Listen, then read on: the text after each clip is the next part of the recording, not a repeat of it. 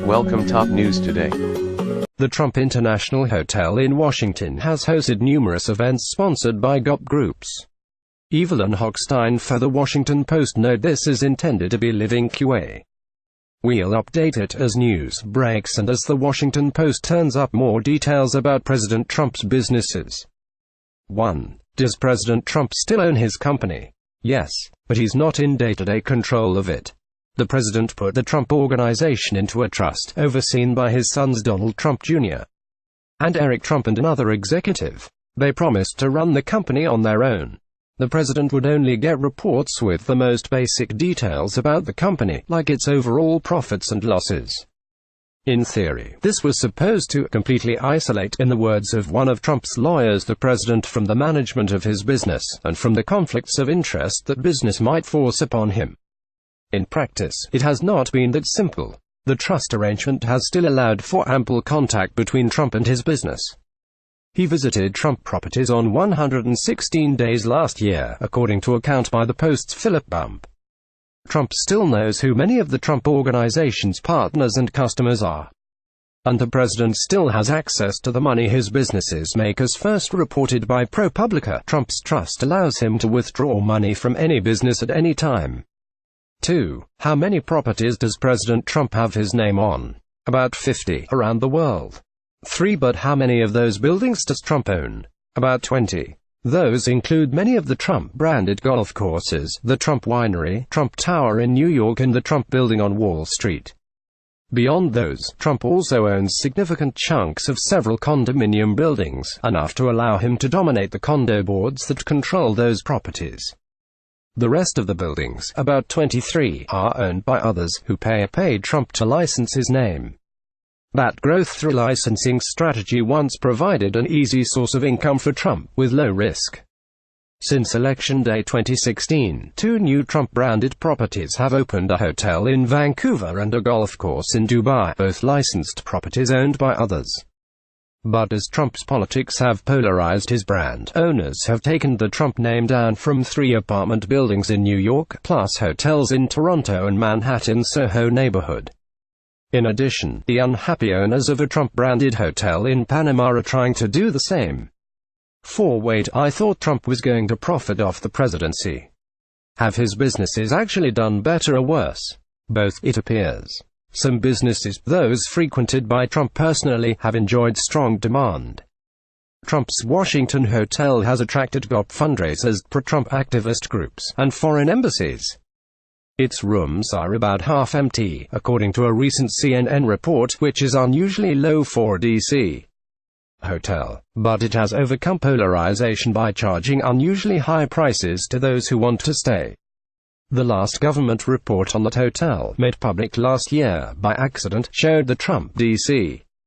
hotel's profits were smashing expectations. But other Trump businesses have struggled. His golf courses in California, New York, Scotland and Ireland have reported declining revenue, as charity tournaments and average golfers stay away. Trump condo prices have fallen in New York City and Chicago. Outside D.C., Trump hotels seem to be dropping the room rates. One survey found Trump hotels to be the most polarizing brand in America. At Mar-a-Lago, initiation fees doubled, which was good for the Trump bottom line. But then 19 of the club's banquet customers canceled expensive charity fundraisers during the backlash after Trump said there were very fine people among those involved in violent protests to save a Confederate statue in Charlottesville. Does that mean the Trump Organization is making money overall, or losing money? Only the company can answer that question. And, so far, it hasn't. 5. How much money does the president owe, and who does he owe it to? We can't answer that question with certainty.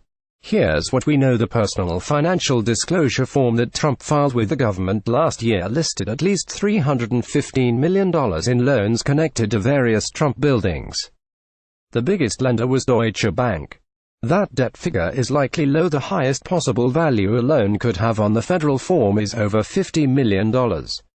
Trump had several loans that fit into that category whose true value could be far larger than $50 million. So what is the actual size of Trump's debt? The New York Times estimated in August 2016 that Trump's actual debt might be more than $650 million, and that estimate didn't include loans for Trump's expensive money-losing golf courses in Ireland and Scotland. The identities of Trump's creditors are often obscured by complex real estate transactions and shell companies. 6. Is Trump getting business from the federal government? What about from his political supporters? No, not much, and yes, quite a lot. Trump's travels to Mar-a-Lago and other Trump properties have cost the government millions in spending on travel and security staff salaries. But so far, public reports have not indicated that much of that money went to Trump's company. One exception: Trump's Mar-a-Lago club charged the government $1,092 for a two-night stay by a Pentagon official. But Trump's businesses have received substantial business from the GOP, as well as Trump's campaign committee and an allied super PAC. The Republican National Committee, for instance, paid about $117,000 to hold a holiday party at Trump's D.C. hotel in 2016 and another $167,000 to hold Trump's first re-election fundraiser there last summer. In January 2018, the party also held a lavish fundraiser at Mar-a-Lago. The price for that event has not yet been disclosed.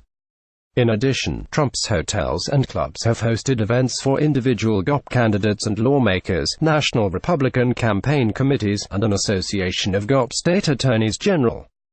These events, costing tens of thousands, have replaced some of the business Trump has lost from groups who are now shying away from his brand. 7. Have foreign governments spent money at Trump properties? Yes. The Saudi government, for instance, spent almost $270,000 at Trump's D.C. hotel in the months after the 2016 election, according to federal filings from its lobbying firm. The payments came as the Saudi government sought to water down a law that allows U.S.